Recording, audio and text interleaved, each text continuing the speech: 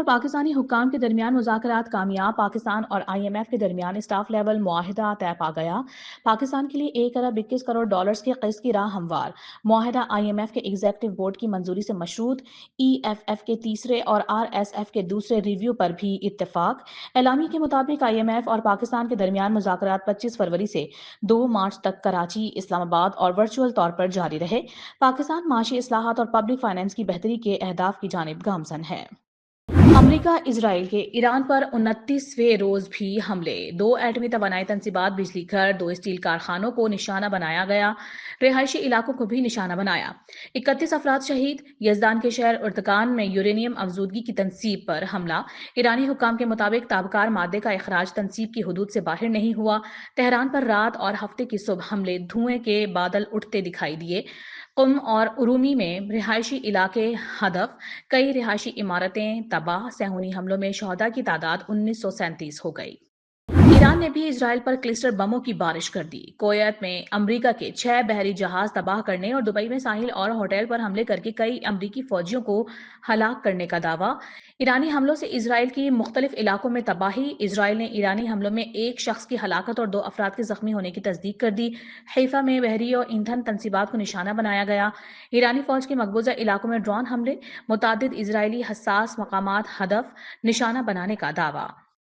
ایران اسرائیل کے جرائم کی بھاری قیمت وصول کرے گا۔ ایرانی وزیر خارجہ عباس عراقچی کی توانائی تنصیبات پر اسرائیلی حملوں کی تصدیق۔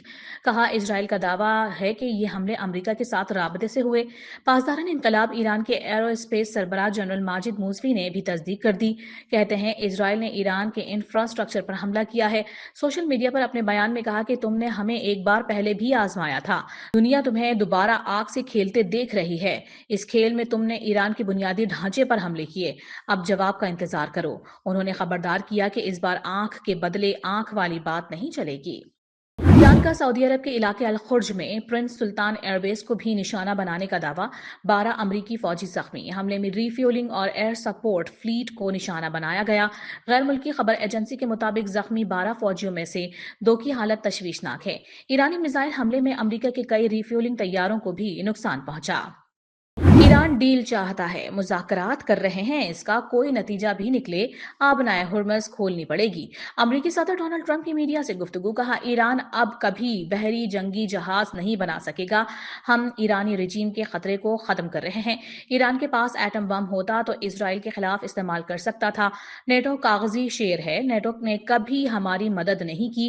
نیٹو نے ہماری مدد نہ کر کے بڑی غلطی کی ہے۔ نیٹو کے برعکس سعودی عرب، قطر، UAE، بحرین، کویت نے مدد کی اور لڑے۔ ایران آبنائے ہرمز پر ٹولنگ سسٹم قائم کرنے کا فیصلہ کر سکتا ہے۔ آبنائے ہرمز پر کنٹرول یا ٹول لینا غیر قانونی اور ناقابل قبول ہے۔ امریکی وزیر خارجہ مارکو روبیو نے کہا ہے کہ بغیر زمینی فوج کے بھی ایران مشن کامیاب ہو سکتا ہے۔ صدر ٹرمپ کو ہر ممکن صورتحال سے نمٹنے کے لیے مکمل آپشنز فراہم کیے جا رہے ہیں۔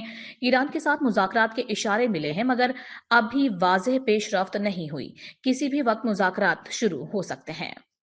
نیتن یاہو نے ایران جنگ کو آسان بتا کر ٹرمپ کو پھنسایا۔ امریکی نائب صدر جیڈی وینس نے نیتن یاہو کو کھری کھری سنا دی۔ برطانوی میڈیا کے مطابق نیتن یاہو نے ٹرمپ کو آسان رجیم چینج کا خواب دکھایا۔ جیڈی وینس نے کہا کہ نیتن یاہو کی خوش فہمی نے ٹرمپ کو غلط سمت میں دھکیلا۔ ٹیلی فون کال کے بعد اسرائیلی میڈیا نے گفتگو پر گمراہ کن خبر چلا دی۔ آیت اللہ خامنہ ای کی شہادت کے باوجود ایرانی رجیم کی گرفت مزید مضبوط۔ امریکی نائب صدر جانتے تھے کہ ایران میں رجیم چینج ممکن نہیں۔ ایران جنگ کے بعد سے حوثیوں کا اسرائیل پر پہلا میزائل حملہ۔ سائرن بج اٹھے۔ حوثیوں کی جانب سے یہ میزائل حملہ جنوبی اسرائیل کی طرف داغا گیا۔ میڈیا رپورٹس کے مطابق حوثیوں کی جانب سے اس طرح کا حملہ ایران پر امریکی اور اسرائیلی حملے شروع ہونے کے بعد سے پہلا حملہ ہے۔ اسرائیلی فوج کا کہنا ہے کہ خطرے کو روکنے کے لیے فضائی دفاعی نظام کو فعال کیا گیا اور نیگیو خطے میں بیر شیوا شہر اور آس پاس کی کمیونٹیز میں سائرن بجائے گئے۔ وزیر خارجہ ساگڈار کا سیکرٹری جنرل انتونیو گوتریس سے رابطہ۔ خطے کی بدلتی صورتحال پر تبادلہ خیال۔ عالمی امن و سلامتی پر اثرات پر غور۔ پاکستان نے اقوام متحدہ کے کردار کو تنازعات کے حل کے لیے ناگزیر قرار دیا۔ اقوام متحدہ کا پاکستان کی سفارتی کوششوں کی مکمل حمایت کا اعلان۔ ایران امریکہ جنگ رکوانے میں سفارتکاری کے مشن اسلام آباد میں 29 اور 30 مارچ کو 4 فریقی اجلاس ہوگا۔ ذرائع کے مطابق اجلاس میں پاکستان سمیت ترکیہ، سعودی عرب اور مصر کے وزرائے خارجہ شریک ہوں گے۔ اجلاس کی صدارت پاکستان کے نائب وزیر اعظم و وزیر خارجہ اسحاق ڈار کریں گے۔ اجلاس خطے میں جاری کشیدگی کے تناظر میں منعقد کیا جا رہا ہے، جس کا مقصد ایران اور امریکہ کے درمیان کشیدگی کو کم کرنے کے لیے سفارتی کوششیں کرنا ہے۔ ذرائع کا کہنا ہے کہ مذاکرات کا مقصد خطے میں امن، استحکام اور جنگ کے خدشات کو کم کرنا ہے۔ عالمی منڈی میں تیل کی بڑھتی قیمتیں، پاکستان میں مٹی کا تیل 4 روپے 66 پیسے فی لیٹر مہنگا۔ نوٹیفیکیشن کے مطابق نئی قیمت 433 روپے 40 پیسے فی لیٹر ہو گئی۔ مٹی کے تیل کی قیمت میں اضافے کا اطلاق آج سے ہو گیا۔ لاہور لیڈی والنگڈن اسپتال میں ڈاکٹرز کا ویڈیو بنانے کا معاملہ، حکومت پنجاب کی جانب سے ذمہ داران کے خلاف سخت action. M S Lady Willingdon اسپتال ڈاکٹر فرح انعام اور head of gynae department professor doctor Uzma Hussain نے 3 روز میں جواب طلب کر لیا گیا۔ 4 ڈاکٹرز کی پوسٹ گریجویٹ ٹریننگ کو معطل کر دیا گیا۔ ملک میں مغربی ہوائیں داخل، بیشتر علاقوں میں آج سے 31 مارچ تک بارشوں کا امکان، وقفے وقفے سے برسنے کی توقع۔ محکمہ موسمیات کے مطابق لاہور سمیت پنجاب کے شہروں میں موجود خیبر پختونخوا کے بیشتر اضلاع میں بارش کی پیش گوئی۔ بلوچستان کے بیشتر اضلاع میں مطلع ابر آلود رہے گا۔ کشمیر گلگت بلتستان میں بھی بادلوں کے ڈیرے۔ صدر آصف علی زرداری اور وزیر اعظم شہباز شریف کی ارتھ آور کے موقع پر عوام سے 1 گھنٹہ روشنیاں بند کرنے کی اپیل۔ صدر مملکت نے اپنے پیغام میں کہا کہ 1 گھنٹے کی علامتی بندش عملی ماحولیاتی اقدامات کی ترغیب ہے۔ پاکستان موسمیاتی تبدیلی سے شدید متاثرہ ممالک میں شامل ہے۔